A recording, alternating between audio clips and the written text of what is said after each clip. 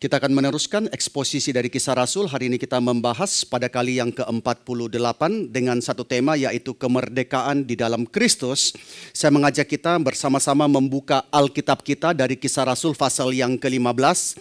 Kita akan kembali membaca satu bagian seperti yang kita baca pada minggu sebelumnya, dari ayat pertama sampai dengan ayat ke-21.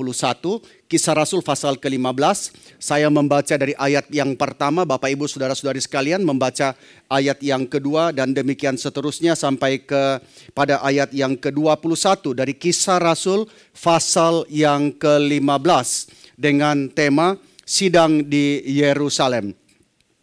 Pasal 15 ayat yang pertama. Beberapa orang datang dari Yudea ke Antioquia dan mengajarkan kepada saudara-saudara di situ, jikalau kamu tidak disunat menurut adat istiadat yang diwariskan oleh Musa, kamu tidak dapat diselamatkan. Tetapi Paulus dan Barnabas dengan keras melawan dan membantah pendapat mereka itu. Akhirnya ditetapkan supaya Paulus dan Barnabas serta beberapa orang lain dari jemaat itu pergi kepada rasul-rasul dan penatua-penatua di Yerusalem untuk membicarakan soal itu. Mereka diantarkan oleh jemaat sampai keluar kota, lalu mereka berjalan melalui Fenisia dan Samaria, dan di tempat-tempat itu mereka menceritakan tentang pertobatan orang-orang yang tidak mengenal Allah. Hal itu sangat menggembirakan hati saudara-saudara di situ. Di Yerusalem, oleh jemaat dan oleh rasul-rasul dan penatua-penatua, lalu mereka menceritakan segala sesuatu yang Allah lakukan dengan perantaraan mereka. Tetapi beberapa orang dari golongan Farisi yang telah menjadi percaya datang dan berkata, orang-orang bukan Yahudi harus disunat dan diwajibkan untuk menuruti hukum Musa. Maka bersidanglah rasul-rasul dan penatua-penatua untuk membicarakan soal itu.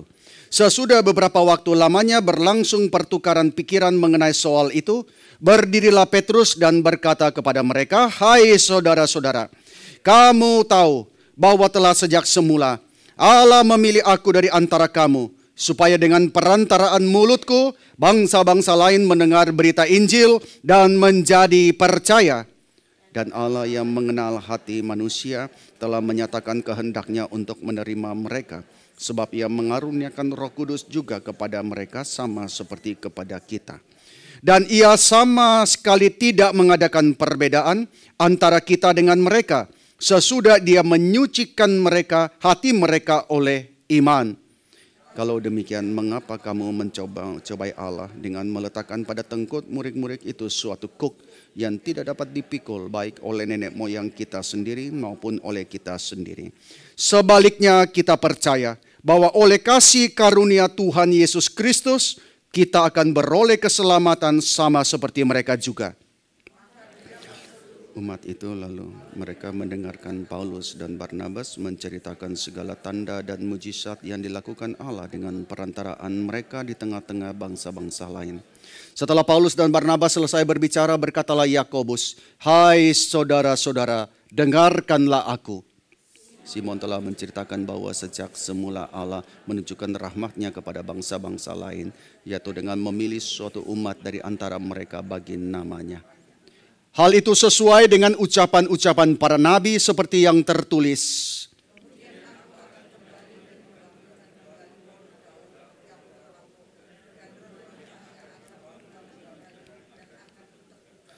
Supaya semua orang lain mencari Tuhan dan segala bangsa yang tidak mengenal Allah yang kusebut milikku. Demikianlah firman Tuhan yang melakukan semuanya ini, yang telah diketahui sejak dari semula. Sebab itu aku berpendapat bahwa kita tidak boleh menimbulkan kesulitan bagi mereka dari bangsa-bangsa lain yang berbalik kepada Allah, tetapi kita harus menulis surat kepada mereka supaya mereka menjauhkan diri dari makanan yang telah dicemarkan berhala-berhala, dari percabulan, dari daging binatang yang mati dicekik, dan dari darah. Sebab sejak zaman dahulu hukum Musa diberitakan di tiap-tiap kota, dan sampai sekarang hukum itu dibacakan tiap-tiap hari Sabat di rumah-rumah ibadah. Mari kita masuk dalam doa.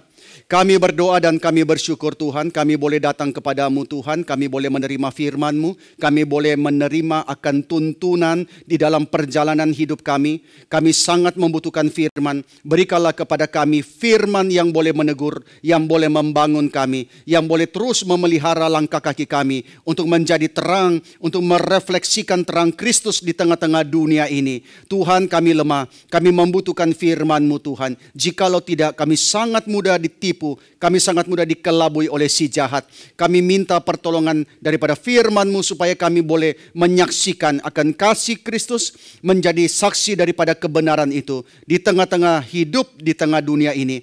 Kami berdoa Tuhan pimpin, sertai hamba-Mu dalam keterbatasannya, dan juga sertai setiap kami yang mendengarkan. Biarlah kami terus bertumbuh, biarlah kami tidak memakai kemerdekaan kami di dalam Kristus untuk sesuatu hal yang mendukakan Tuhan, tetapi sebaliknya kami boleh menyatakan kemerdekaan itu, dan kami boleh membawa orang kepada Kristus yang memberikan kepada kami anugerah keselamatan itu. Terima kasih ya Tuhan. Dalam nama Tuhan Yesus, kami mau berdoa dan kami bersyukur.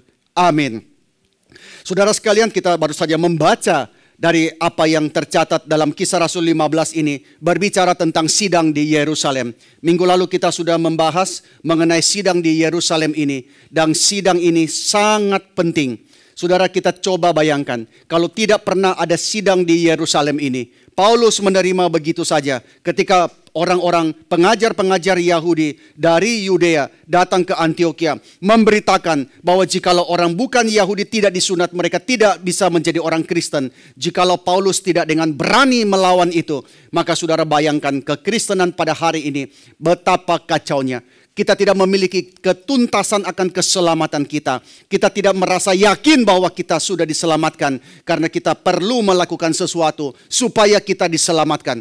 Maka saudara bayangkan jikalau tidak ada sidang di Yerusalem itu. Maka sidang ini adalah pertemuan yang begitu penting, yang sangat penting, yang menancapkan pondasi bagi kekristenan kita, yang membedakan kekristenan dengan semua agama yang lain. Saudara, kenapa menjadi orang Kristen? Saudara, kenapa menjadi orang Kristen? Karena saudara menikah dengan orang Kristen? Kalau begitu, apa kelebihannya kekristenan dibandingkan agama yang lain? Tetapi di dalam sidang ini ditegaskan bahwa kekristenan itu unik, dan tidak ada agama yang seperti dengan kekristenan. Di dalam kekristenan, keselamatan kita tuntas adanya. Di dalam kekristenan, Kristus itu cukup bagi keselamatan kita. Tidak ada sumbangan usaha manusia sekecil apapun juga di dalam keselamatan kita. Tetapi manusia yang berdosa tidak mudah menerima. Kita selalu merasa bahwa saya harus melakukan sedikit usaha supaya saya diterima oleh Tuhan Allah, supaya saya boleh datang di hadapan tahtanya dan dibenarkan. Kita selalu merasa bahwa kita harus melakukan sedikit. Kita tidak bisa melakukan banyak. Kita tahu keterbatasan kita, tapi kita mengatakan, Tuhan, aku juga punya jasa di dalam keselamatanku. Seperti mobil yang sudah mogok, didorong sampai ke atas dengan susah payah. Sampai di atas, saudara hanya menyentuhkan tangan di mobil dan mengatakan, nah, saya juga turut berbagian menghantar mobil yang mogok ini sampai ke atas. Kita seakan-akan ingin menambahkan sesuatu di dalam karya Kristus yang sempurna itu.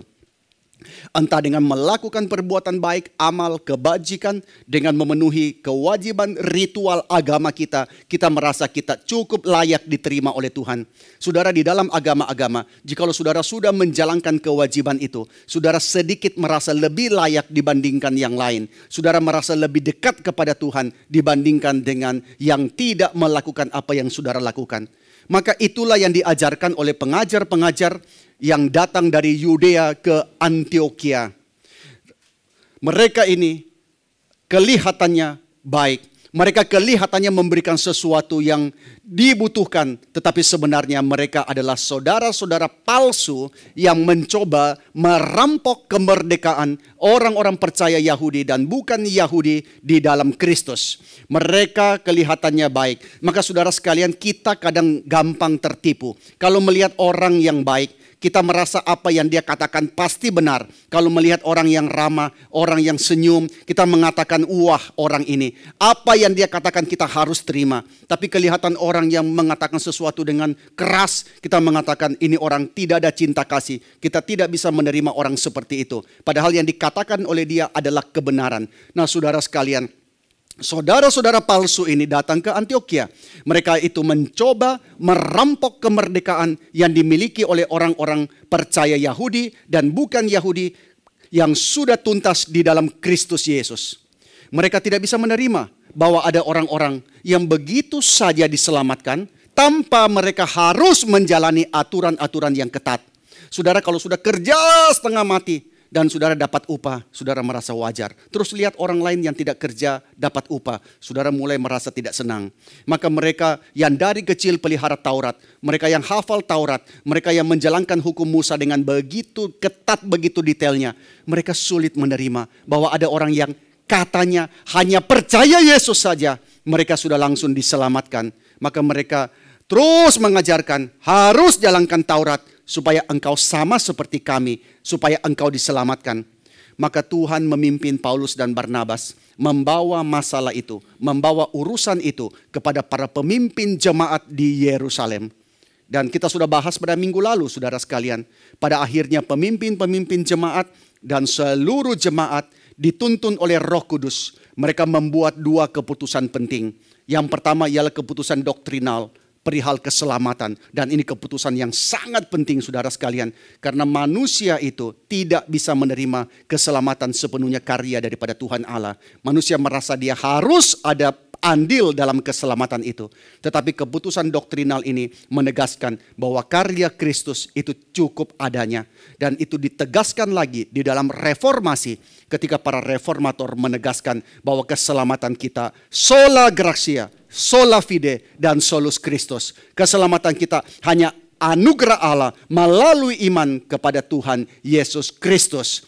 Maka keputusan doktrinal diambil perihal keselamatan. Dan keputusan praktis yang mengatur bagaimana hidup bersama di dalam kesatuan antar jemaat. Ini hal yang sangat penting diatur.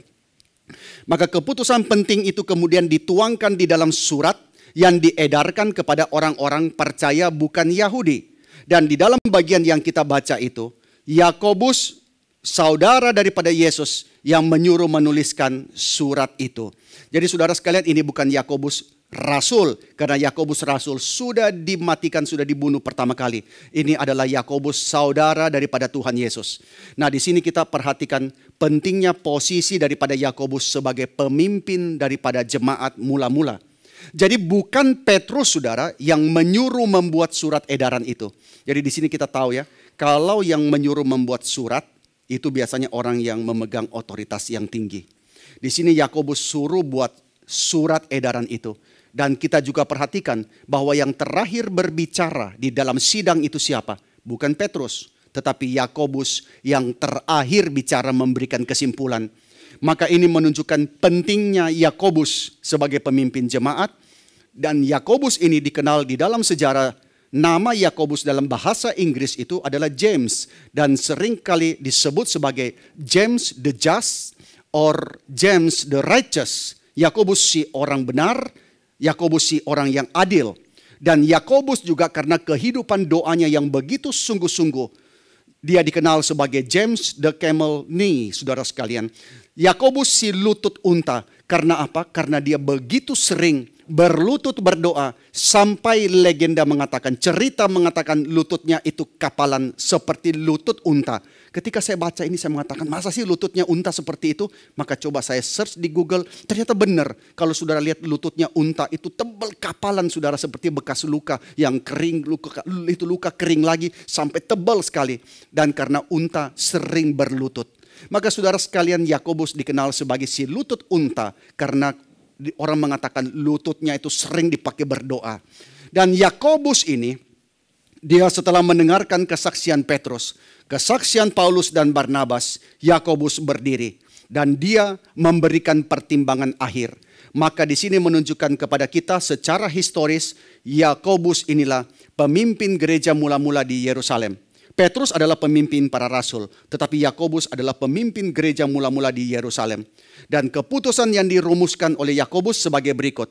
Yakobus mengatakan kepada orang-orang Yahudi legalis itu yang mengutamakan hukum Musa itu, Yakobus mengatakan, bagi kaum legalis bersikaplah terbuka, bersikaplah inklusif, terbuka. Jangan menambahkan peraturan buatan manusia kepada iman daripada orang-orang non-Yahudi. Jangan membuat mereka jadi orang Yahudi lebih dulu. You harus jadi orang Yahudi lebih dulu supaya you bisa diselamatkan. Nah, kadang-kadang gereja-gereja tradisional di beberapa tempat, you harus menjadi sama seperti kami dulu supaya kamu menjadi Kristen. Nah, mereka berusaha menjadikan orang-orang itu jadi Yahudi dulu sebelum jadi Kristen. Karena mereka mengatakan, engkau harus menjalankan hukum, engkau harus disunat, intinya engkau harus jadi Yahudi sebelum engkau bisa menjadi orang Kristen. Maka Yakobus mengatakan kepada kaum legalis itu, terbukalah, jangan sempit, terbukalah, ringankanlah beban itu. Jangan menaruh kuk itu pada tengkuk saudara-saudaramu yang bukan Yahudi dengan menambahkan peraturan buatan manusia. Kamu sendiri, Petrus mengatakan, nenek moyang kita tidak bisa pikul. Kita sendiri tidak bisa pikul. Kenapa kita harus bebankan itu kepada saudara-saudara kita yang bukan Yahudi? Tetapi sementara kepada petobat yang bukan Yahudi, Yakobus mengatakan engkau harus peka. Kepada yang Yahudi dia mengatakan engkau harus terbuka. Jangan sempit. Kepada yang bukan Yahudi, Yakobus mengatakan engkau harus punya kepekaan. Engkau harus punya kepekaan, perlu engkau sadari. Saudara-saudaramu orang Yahudi ini jadi Kristen tidak gampang. Mereka dari kecil sudah menjalankan hukum Musa begitu ketat. Mereka menghafal Taurat, mereka begitu melangkah hati-hati. Sekarang mereka mendapatkan kemerdekaan itu seperti yang engkau miliki. Itu bukan hal yang mudah bagi mereka. Maka engkau harus peka. Karena itu waktu engkau makan, jangan makan sesuatu yang masih ada darahnya. Ini bukan Yakobus bicara tentang Taurat, tetapi Yakobus bicara pada saat engkau bersekutu, orang-orang Yahudi itu mereka tidak nyaman dengan makanan yang dianggap najis itu, yang dianggap tidak halal itu, sedangkan engkau makan dengan bebas. Di situ engkau harus ada kepekaan. Saudaraku, dia kesulitan dengan hal seperti ini, maka aku jangan lakukan di hadapan dia. Maka ada perasaan peka terhadap saudara yang lain. Maka disinilah kita akan belajar mengenai kemerdekaan sejati dalam Kristus. Kita akan belajar mengenai kebebasan sebagai seorang Kristen. Nah, saudara sekalian, apa yang Alkitab ajarkan tentang kemerdekaan di dalam Kristus? Kita sebagai orang Kristen, kita sudah dimerdekakan. Apa yang Alkitab maksud? Apa yang Alkitab ajarkan tentang kemerdekaan di dalam Kristus? Alkitab ketika bicara tentang kemerdekaan dalam Kristus, Alkitab bicara beberapa hal. Yang pertama ialah bahwa saudara sudah dimerdekakan dari hukuman dosa. Nah, ini pertanyaan yang terus-menerus menghinggapi orang-orang yang beragama apapun juga. Apakah saya sudah diampuni? Apakah saya sudah dimerdekakan daripada dosa-dosa saya? Apakah saya sudah dibebaskan dari konsekuensi karena pelanggaran dan dosa-dosaku? Saudara, kalau bicara dengan semua orang beragama, pasti urusannya adalah bagaimana aku bisa dilepaskan daripada hukuman dosa-dosaku. Maka kemerdekaan dalam Kristus mengatakan yang pertama ialah saudara sudah dimerdekakan dari hukuman dosa. Kebebasan bagi orang Kristen berarti bahwa dia sudah dibebaskan dari hukuman dosa oleh iman kepada Yesus Kristus. Dosa yang lalu sudah dibereskan. Dosa yang sekarang sudah diampuni. Dan dosa yang akan datang itu juga sudah diselesaikan di dalam Tuhan. Maka keselamatan orang Kristen bukan keselamatan yang bisa hilang tergantung daripada apa yang saudara perbuat. Tapi keselamatan kita adalah keselamatan yang sudah dijamin, termasuk saudara dibebaskan dari konsekuensi dosa, yaitu maut. Di dalam Yohanes pasal 8 ayat 31 sampai 32, di situ Yesus berkata kepada orang-orang Yahudi yang percaya kepadanya, jikalau kamu tetap di dalam firman-Ku, kamu benar-benar adalah murid-Ku dan kamu akan mengetahui kebenaran, and the truth will set you free. Kebenaran itu akan memerdekakan engkau. melepaskan engkau daripada konsekuensi dosa. Di dalam Roma pasal 6 ayat 23 mengatakan, sebab upah dosa ialah maut. Tetapi kasih karunia Allah ialah hidup yang kekal di dalam Kristus Yesus Tuhan kita. Upah dosa adalah maut, tetapi sekarang di dalam karunia Allah kamu menerima hidup yang kekal di dalam Kristus Yesus Tuhan kita.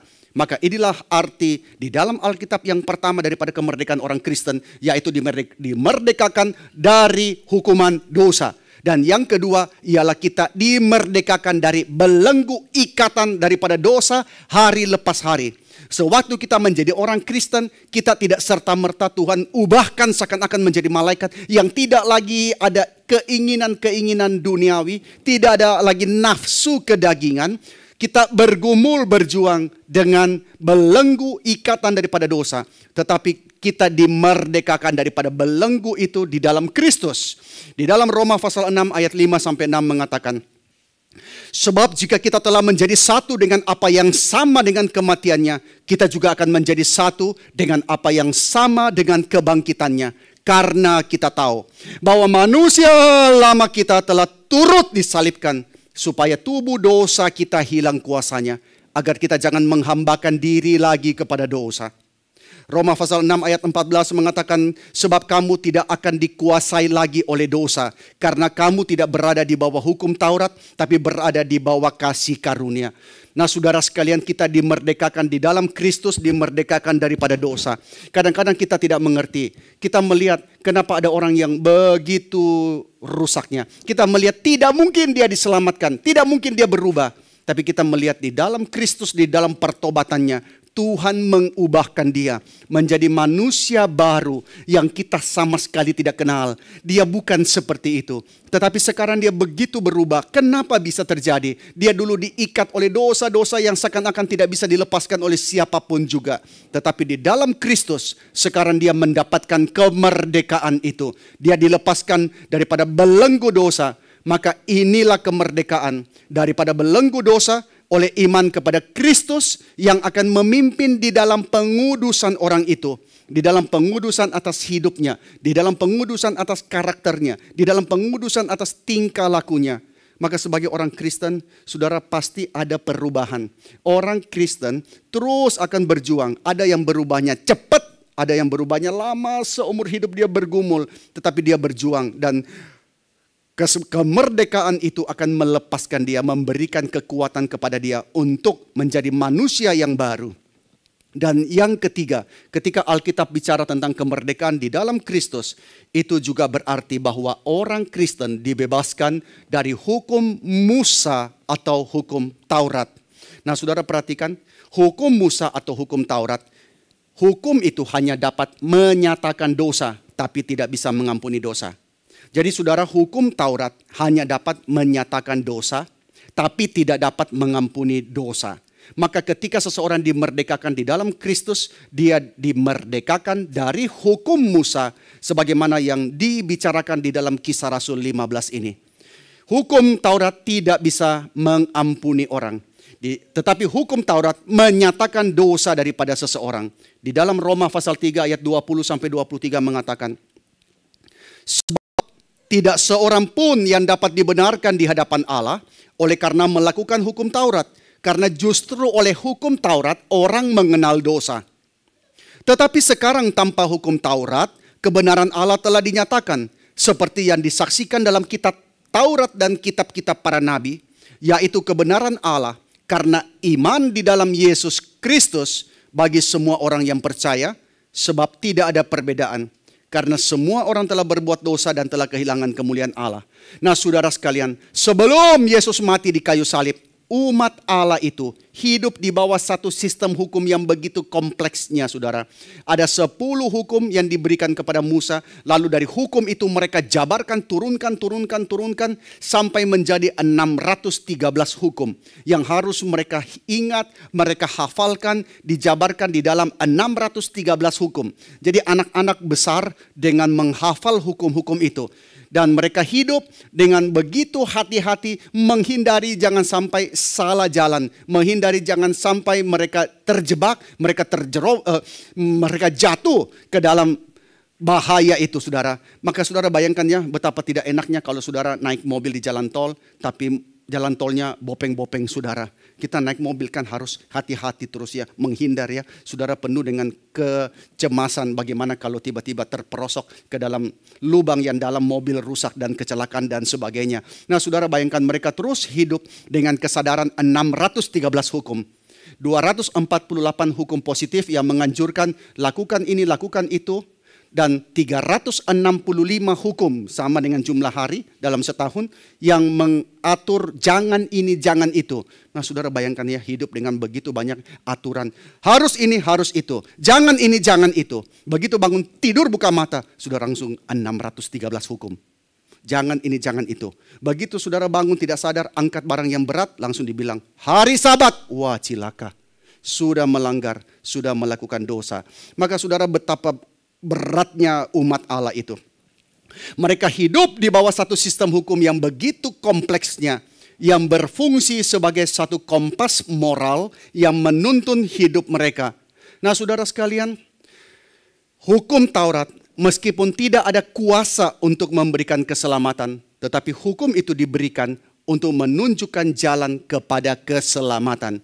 Hukum itu diberikan bukan tidak baik. Hukum itu diberikan untuk memberitahu kita apa sih kurangnya kita, apa sih salahnya kita. Kalau kita mau pergi kepada acara pesta misalnya, tidak ada cermin, kita tidak tahu apa yang kurang. Maka hukum Taurat menjadi cermin, memberitahu kita apa yang kurang, memberitahu kita jalan menuju kepada keselamatan itu. Hukum Taurat memberitahu kita dosa kita dan menunjukkan bahwa engkau perlu mencari, engkau perlu seorang juru selamat yang membereskan apa yang kurang itu. Kita merasa diri sehat, kita merasa diri baik-baik saja. Lalu kemudian kita pergi periksa ke dokter. Dokter melihat ada yang kurang beres. Maka dibuat rekomendasi. Saudara pergi cek, saudara pergi scan, CT scan, saudara pergi MRI, saudara pergi ke laboratorium periksa darah. Lalu dari hasil lab itu ternyata didapati bahwa saudara merasa diri baik-baik saja. Ternyata banyak sekali kekurangan, banyak sekali ternyata hal yang berbahaya dalam hidup saudara. Apakah setelah terima hasil cek, saudara merasa puas? Oh saya sudah sembuh. Tidak saudara sekalian, hasil check up itu tidak menyembuhkan saudara. Hasil check up itu memberitahu saudara sedang ada masalah di dalam kesehatanmu dan engkau harus pergi ke dokter yang bisa menyembuhkan engkau. Maka hasil check up itu membuat kita begitu sungguh-sungguh mau cari pertolongan. Begitu sungguh-sungguh mau cari jalan keluar, pergi dokter. Dan demikianlah hukum Taurat menyatakan engkau sedang bermasalah. Dan engkau perlu seorang juru selamat. Engkau perlu dokter. Dan dokter itu adalah Tuhan Yesus Kristus. Melalui kematiannya di atas kayu salib sebagai korban yang sempurna, Yesus menggenapi Taurat. Yesus membebaskan orang-orang percaya dari hukum dosa dan kematian. Melalui karyanya yang sempurna di atas kayu salib, Yesus membereskan seluruh masalah di dalam keberdosaan kita. Maka hukum Allah itu sudah tidak ada, hukum Allah itu ada. Tetapi hukum Allah itu bukan lagi tertulis di atas loh batu, tertulis di atas lembaran-lembaran perkamen. Tetapi hukum Allah itu sekarang tertulis di dalam hati daripada setiap orang percaya melalui Roh Allah dan membawa kita di dalam kebebasan untuk mengikuti dan melayani Yesus Kristus dengan cara yang menyukakan Dia, dengan cara yang memuliakan Dia. Itulah definisi singkat dari kebebasan orang Kristen. Kebebasan, kemerdekaan orang Kristen ialah hukum Allah itu yang dulunya tertulis di loh batu, sekarang tertulis di dalam hati mereka yang percaya oleh Roh Allah yang membawa kebebasan untuk mengikuti, untuk melayani Yesus Kristus di dalam cara yang menyukakan Dia, di dalam cara yang memuliakan Dia. Itulah definisi daripada kebebasan orang Kristen. Tetapi apakah kebebasan itu ada batasan? Saudara kalau ditanya bebas, apakah ada batasan? Kita sering kali berpikir bebas itu berarti tidak ada batasan. Tetapi salah saudara, kalau kebebasan itu tidak ada batasan, itu bukan kebebasan. Saudara mau pergi ke Amerika, saudara mau naik pesawat supaya bebas, waktunya lebih cepat. Saudara tidak usah berada di atas kayak zaman dulu di kapal laut berbulan-bulan untuk pergi ke Amerika. Saudara naik pesawat, tapi waktu ada di atas pesawat, di situ ada batasan. Saudara nggak bisa mengatakan aku capek, aku mau keluar cari udara segar. Nggak bisa saudara. Lalu kita buka pintu darurat sendiri, keluar hirup udara segar. Nggak bisa.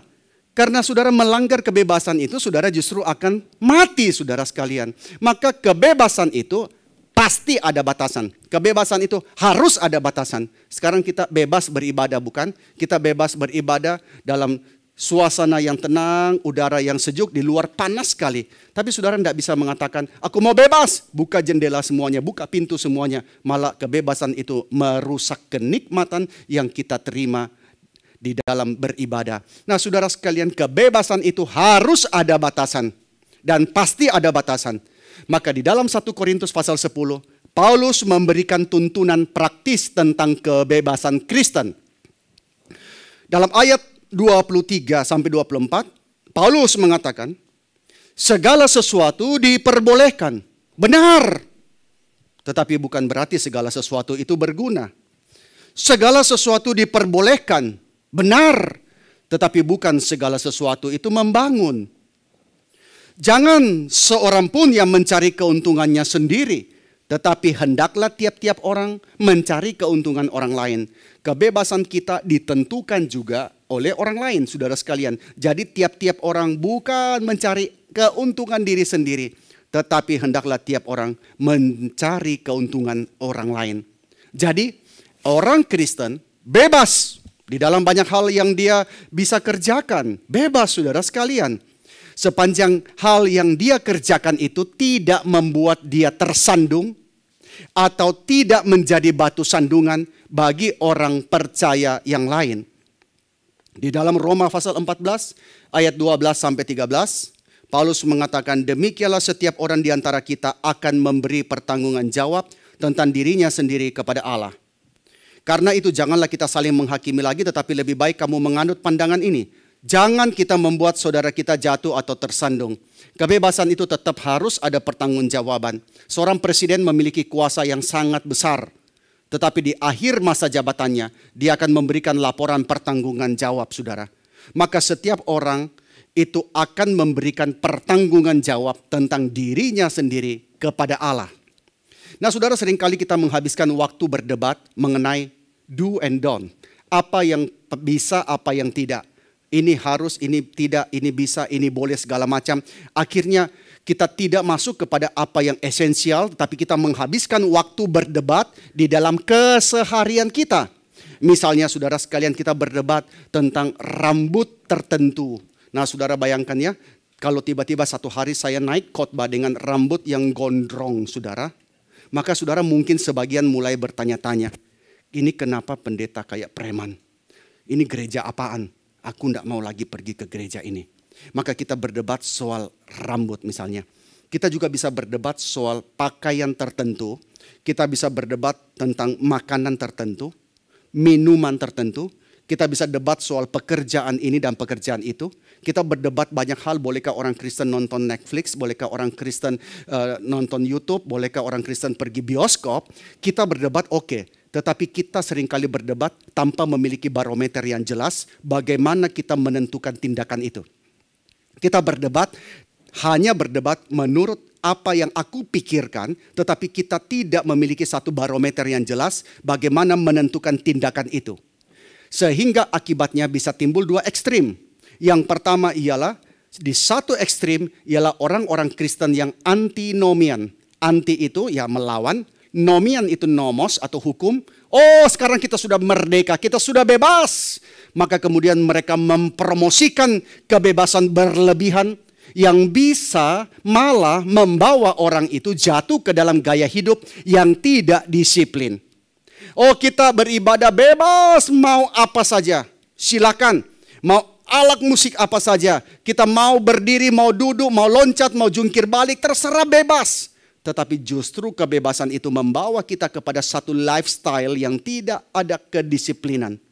Oh, anak-anak di sekolah bebas, kita berikan kurikulum yang bebas, mereka mau apa saja bebas. Tetapi itu justru akan merusak disiplin daripada anak itu. Maka saudara sekalian, di satu ekstrim bisa timbul orang-orang Kristen yang antinomian, yang mempromosikan kebebasan yang berlebihan sampai membuat mereka tidak ada kedisiplinan di dalam pekerjaan mereka, di dalam hidup mereka, dalam tanggung jawab di tengah-tengah keluarga. Sementara saudara sekalian, di sisi lain ada orang-orang Kristen yang menjadi cenderung legalis, yang apa-apa harus ada hukum sampai akhirnya membawa kekristenan kepada situasi yang penuh dengan pembatasan-pembatasan kebebasan yang sedemikian rupa, sehingga jatuh ke dalam gaya hidup yang legalistik, gaya hidup yang didefinisikan atau ditentukan oleh apa? Gaya hidup legalistik itu adalah didefinisikan atau ditentukan oleh apa yang mereka tentang, apa yang mereka lawan. Kalau saya tidak suka ini, maka orang itu rohani atau tidak ditentukan oleh apa yang saya suka dan apa yang saya tidak suka. Kita ambil contoh misalnya ya. Misalnya nih, orang mengatakan tidak boleh nonton bioskop. Maka orang rohani atau tidak rohani bukan ditentukan oleh orang itu melayani Tuhan kah, orang itu baca firman kah, tetapi ditentukan oleh orang itu pergi bioskop atau tidak nonton bioskop. Kalau orang Kristen itu hidupnya sembarangan di luar, tapi dia tidak nonton bioskop, maka dia mengatakan itu orang rohani. Nah saudara, maka kita akan menjadi orang yang legalis. Saudara, di sini kita mulai mengerti bahwa kebebasan kita itu kita harus ada barometer yang jelas. Nah saudara sekalian, nonton bioskop, tidak nonton bioskop, atau saudara melakukan sesuatu aktivitas misalnya, atau saudara misalnya soal dalam hal rambut, pakaian, di sini kita harus mengerti apa yang menjadi barometer di dalam menentukan tindakan itu. Maka kita perlu bijaksana mencari kehendak Tuhan, bagaimana hidup sehari-hari di dalam kemerdekaan Kristen yang kita miliki. Bagaimana taunya? Bagaimana taunya saudara? Saudara carilah kehendak Tuhan di dalam doa dan firman. Saudara cari kehendak Tuhan dalam doa dan firman untuk menentukan ya atau tidak di dalam melakukan sesuatu. Nah ini tidak gampang saudara ya, kadang-kadang kita bertanya, apakah yang menjadi kehendak Tuhan? Apakah saya boleh melakukan ini, boleh melakukan itu? Nah saudara, di sini kita mencari kehendak Tuhan di dalam doa, sungguh-sungguh dalam firman, ya atau tidak. Jikalau itu sesuatu yang dilarang Tuhan, atau Tuhan tidak berkenan, saudara tidak usah tanya. Saudara just obey. Simple, saudara hindari saja. Jikalau itu hal yang Tuhan tidak berkenan, hal yang Tuhan larang, saudara tidak usah tanya. Saudara taat saja, saudara hindari. Bolehkah saya di rumah, selain menyembah Yesus, saya juga berdoa pada patung. Saya menyembah kepada patung. Saudara tahu bahwa Allah sudah mengatakan jangan ada Allah lain di hadapanmu. Jangan membuat patung untuk engkau sembah dan sebagainya. Kita tahu, dan saudara kemudian menjauhkan diri dari ibadah dengan sengaja. Saudara sudah tahu bahwa Tuhan meminta engkau beribadah kepadanya. Saudara mencuri milik orang lain, saudara berzina, saudara mengingini milik orang lain dengan cara-cara yang begitu merusak. Saudara tahu itu Tuhan tidak berkenan. Just simple, hindari saja. Tetapi jikalau itu sesuatu yang boleh saja, maka di situ kita harus menentukan apakah yang engkau lakukan itu mencerminkan reputasi sebagai orang Kristen.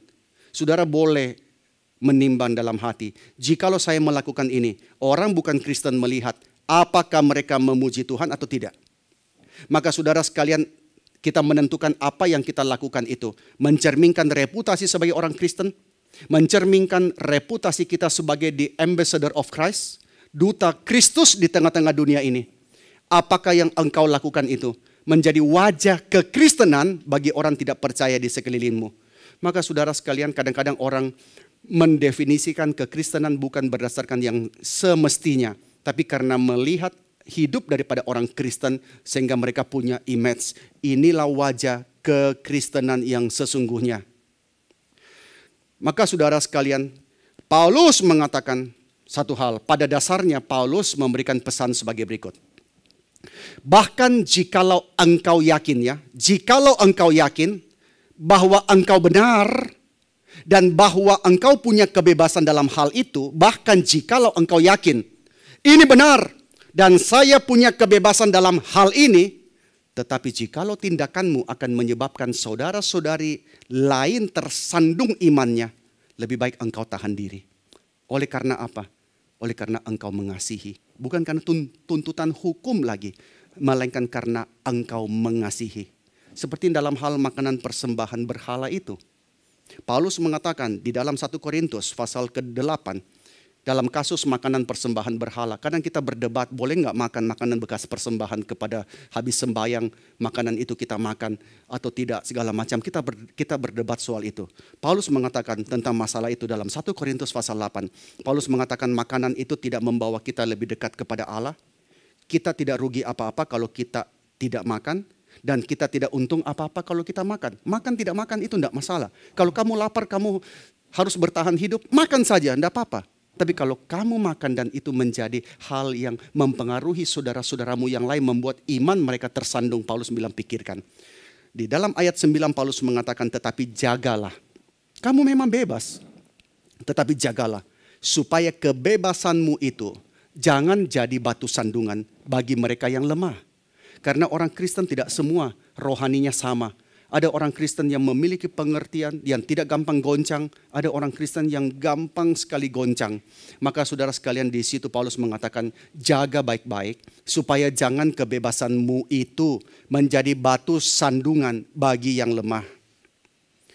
Dan yang pada akhirnya kita harus pertimbangkan ialah apakah tujuan akhir hidup orang Kristen. Saudara, tujuan sebagai orang Kristen apa? Kadang-kadang kita tujuannya terlalu shallow, terlalu dangkal. Kita hanya mau masuk surga.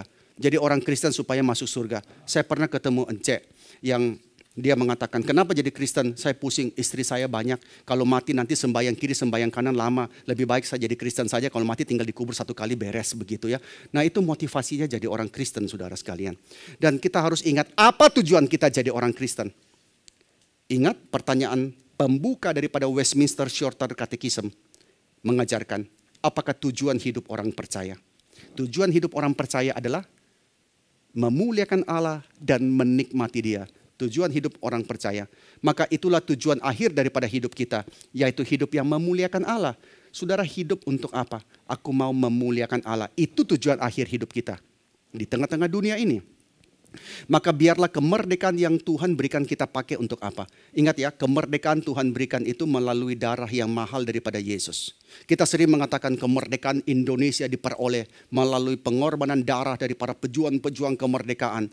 Dan kita memperoleh kemerdekaan kita di dalam Kristus karena pengorbanan darah yang mahal daripada Yesus Kristus.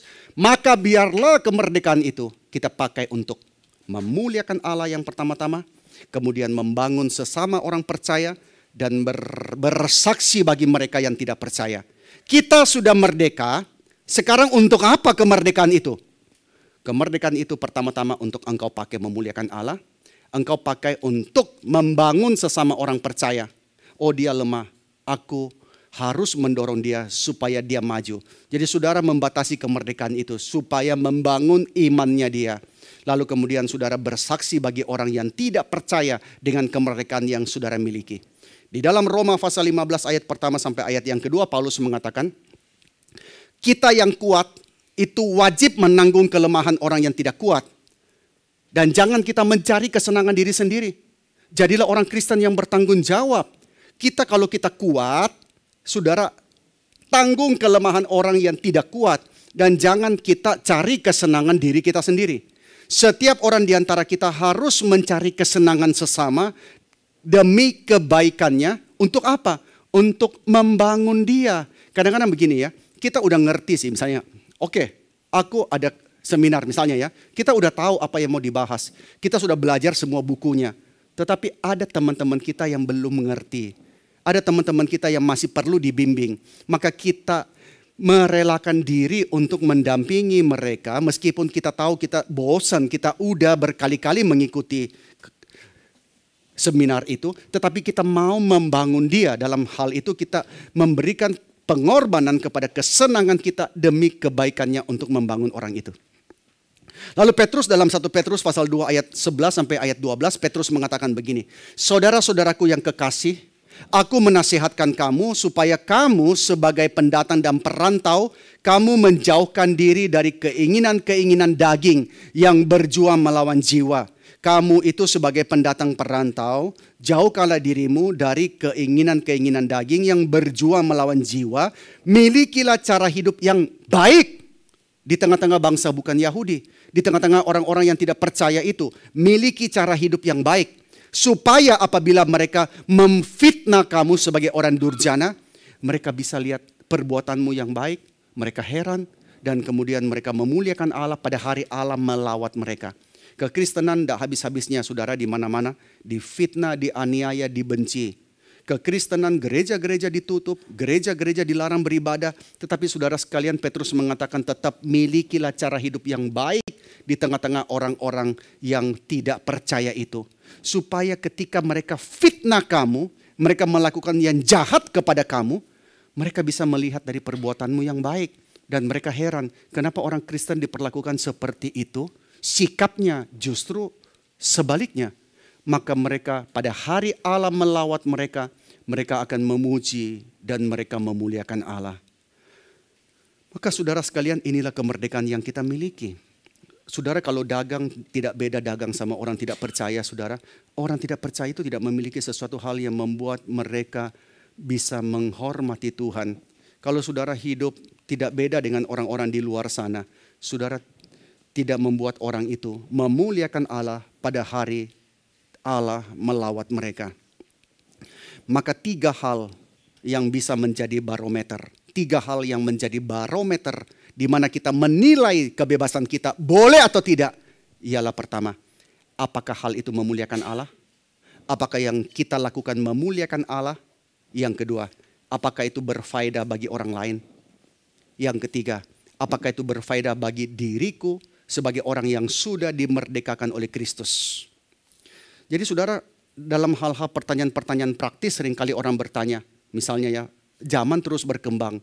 Banyak hal-hal yang baru. Sehingga orang bertanya, bolehkah orang Kristen main kripto? Misalnya ya, ini pertanyaan yang juga ditanyakan. Bolehkah orang Kristen main kripto? Saudara sekalian, pertanyaannya bukan sekadar boleh apa tidak boleh. Tapi inilah barometer yang saudara pakai.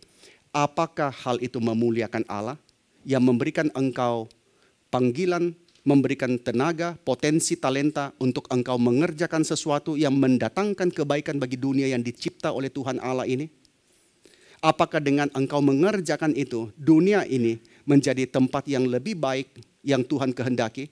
Yang kedua, apakah itu berfaedah bagi orang lain? Apakah dengan mengerjakan itu engkau mendatangkan sesuatu kebaikan bagi orang lain? Dan yang ketiga, bagi dirimu sendiri. Apakah engkau menjadi seorang yang dimerdekakan, yang menyatakan jati dirimu sebagai orang percaya itu, yang sudah dibebaskan itu atau tidak? Nah saudara sekalian, jikalau kita mengerjakan itu dan membuat kita menjadi lebih tamak, membuat kita menjadi orang yang lebih kejam, maka saudara, berarti itu bukan pekerjaan yang Tuhan kehendaki. Maka hal-hal itu kita harus gumulkan dengan baik-baik saudara sekalian. Seringkali Tuhan memberikan hati nurani yang menegur, tapi kita mematikan hati nurani itu. Dan kita mau menjalankan kebebasan kita sebebas-bebasnya. Nah saudara, dalam hal pekerjaan Luther mengatakan lebih mulia seorang tukang sapu daripada seorang biarawan yang setiap hari cuma berdoa di biara tapi tidak pernah melakukan sesuatu bagi orang lain. Maka Luther mengatakan lebih mulia seorang tukang sapu. Maka saudara sekalian, apakah pekerjaan itu memuliakan Allah? Seorang tukang sapu di pinggir jalan, orang melihat dia menyapu, membereskan seluruh pekerjaannya dengan baik, orang bisa memuji Allahnya dia. Dan orang bisa mendapatkan faedah dan dia juga menikmati hasil pekerjaan dia. Maka saudara sekalian, itu 3 hal yang bisa menjadi barometer. Jadi kebebasan seorang Kristen bukanlah license to sin. Bukanlah satu lisensi untuk berbuat dosa, saudara ingat ya. Kebebasan orang Kristen itu bukan berarti saudara berhak untuk berbuat dosa. Kita bebas di dalam Kristus, tetapi tidak bebas untuk hidup semau kita. Kita tidak bebas untuk memanjakan kedagingan kita. Nah ini seringkali menjadi ekstrim yang lain ya. Saya pernah membaca bahwa gerakan Arminian itu muncul. Bagaimana mereka mengatakan keselamatan itu ada campur tangan manusia. Salah satu sumbangsinya adalah kehidupan para pendeta-pendeta reform yang merasa mereka sudah dimerdekakan dalam Kristus, tapi hidup seenaknya. Hidup berzina, hidup memanjakan kedagingan mereka, sehingga akhirnya sebagian orang mengatakan, untuk apa saya jadi Kristen kalau begini? Berarti harus ada campur tangan manusia di dalam keselamatan itu. Maka saudara sekalian, itu lihat bahwa kita bebas bukan untuk hidup semau kita, memanjakan kedagingan kita. Galatia pasal 5 ayat 13 mengatakan, saudara-saudara, Memang kamu telah dipanggil untuk merdeka, tapi janganlah kamu mempergunakan kemerdekaan itu sebagai kesempatan untuk kehidupan dalam dosa. Melainkan layanilah seorang akan yang lain oleh kasih. Kamu tidak lagi melakukan hukum Taurat, kamu tidak lagi dibawa belenggu Taurat, tapi kamu harus melakukannya dengan kasih. Jangan gunakan kemerdekaanmu itu untuk kehidupan dalam dosa, melainkan layani seorang akan yang lain. Jadi orang percaya bukan bebas berbuat dosa ya, tapi orang percaya itu bebas hidup kudus dalam Kristus. Jadi orang percaya tidak bebas berbuat dosa, tapi bebas hidup kudus dalam Kristus. Nah banyak orang mengatakan, tidak mau jadi Kristen, kenapa? Jadi Kristen tidak enak. Jadi Kristen banyak pantangan, jadi Kristen banyak larangan, banyak hal yang mengekang, mengikat. Tetapi saudara sekalian, orang yang kira dia bisa bebas berbuat dosa, dia harus tahu bahwa kebebasan di dalam dosa itu bukan kebebasan. Itu sebenarnya perbudakan yang bertopengkan kebebasan. Memberikan seakan-akan engkau bebas, tetapi sebenarnya engkau sedang diikat. Oh, dalam dunia ini saya tidak mau jadi Kristen karena kalau saya jadi Kristen, saya diikat banyak hal. Harus ibadah, harus berdoa, harus saat teduh, harus melayani. Tidak mau jadi Kristen. Kalau saya di luar sana, saya bebas sebebas-bebasnya.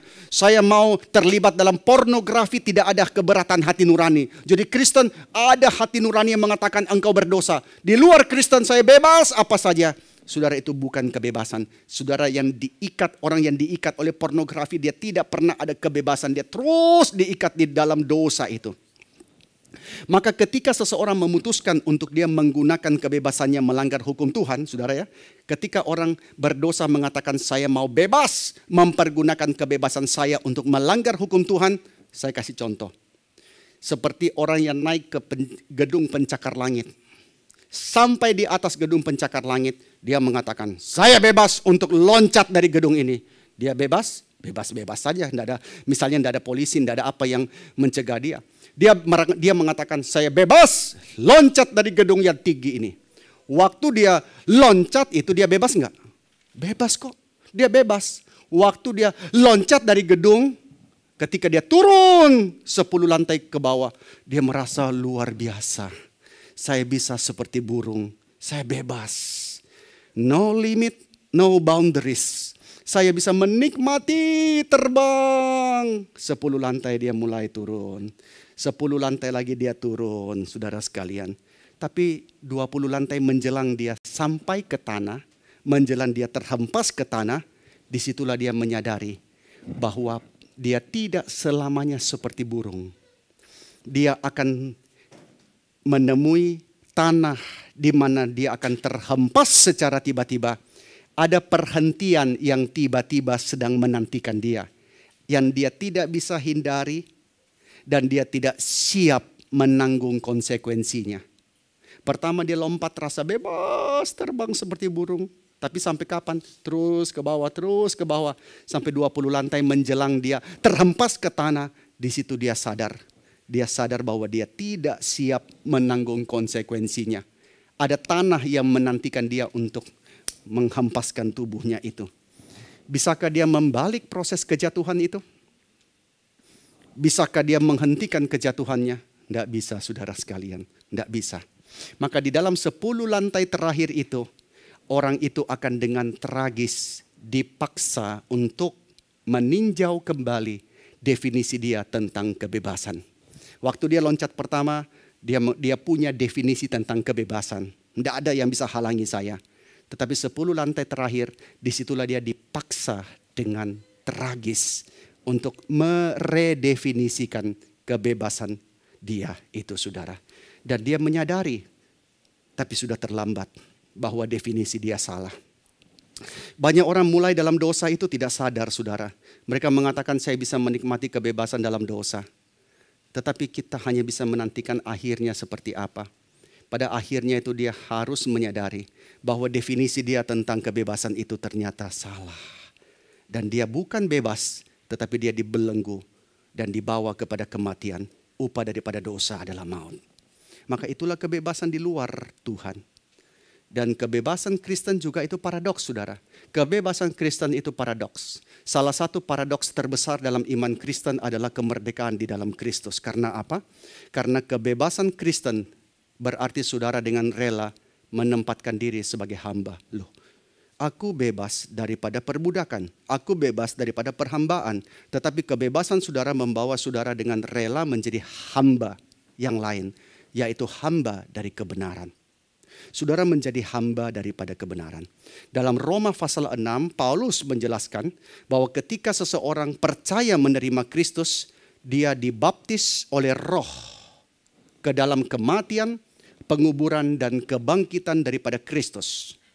Pada saat itu orang yang beriman itu, dia berhenti menjadi hamba dosa dan dia sekarang menjadi hamba kebenaran. Roma pasal 6 ayat 17-18 mengatakan, tetapi syukurlah kepada Allah, dulu memang kamu hamba dosa, tetapi sekarang kamu dengan segenap hati telah mentaati pengajaran yang kuteruskan kepadamu. Kamu dulu hamba dosa, sekarang loh kok masih harus mentaati? Berarti kamu menjadi hamba. Karena kamu mentaati. Dulu kamu hamba, sekarang menjadi hamba juga. Kamu telah dimerdekakan dari dosa dan menjadi hamba kebenaran. Maka saudara, kebebasan kita tidak menjadikan kita bebas. Bebas sebebas-bebasnya. Tapi saudara dulu menjadi hamba dosa, sekarang menjadi hamba kebenaran. Loh, kok tetap jadi hamba? Gitu ya, orang berkata, mungkin orang mengatakan kalau begitu Kristen apa gunanya? Nietzsche mengatakan bahwa kekristenan itu mentalitas budak, mentalitas hamba karena menghambakan diri kepada Yesus. Tetapi kebenaran mengatakan bahwa orang Kristen dimerdekakan daripada dosa untuk menjadi hamba daripada kebenaran. Sebab apa?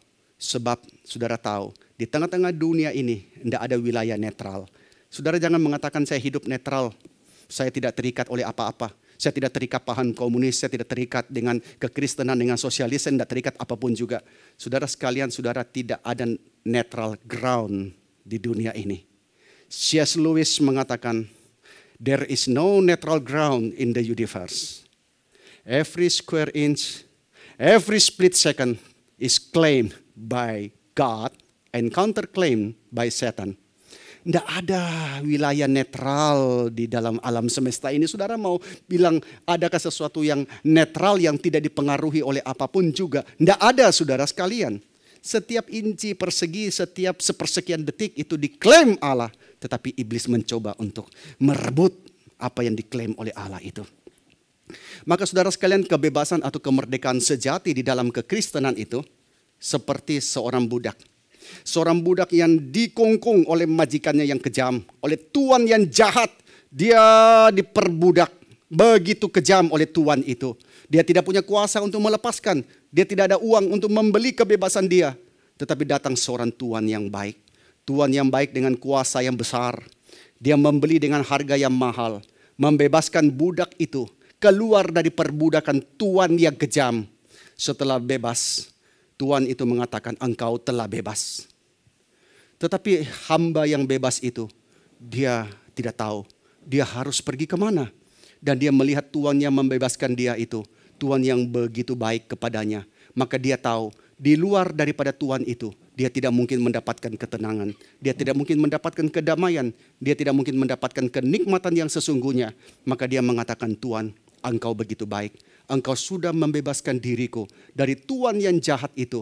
Aku tidak tahu aku harus kemana. Aku hanya bisa bersandar kepadamu. Aku mau menjadi hambamu sebab engkau tuan yang baik. Aku mau menghambakan diri kepadamu. Maka saudara sekalian, inilah yang terjadi dengan kebebasan daripada seorang Kristen.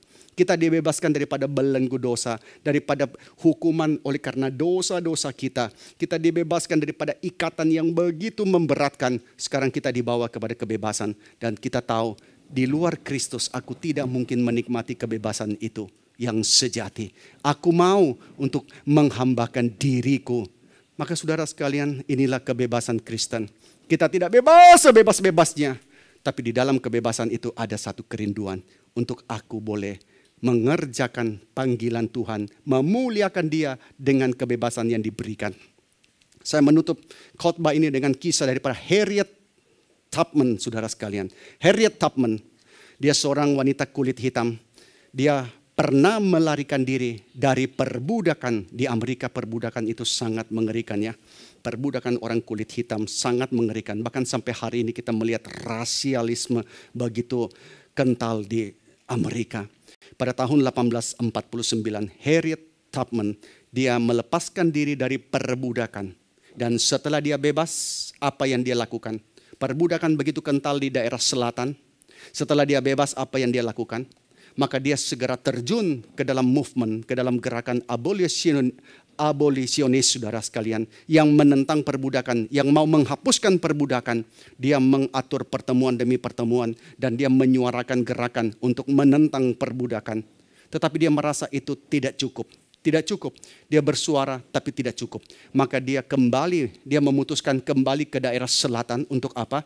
Untuk membantu budak-budak yang lain menemukan kebebasan mereka.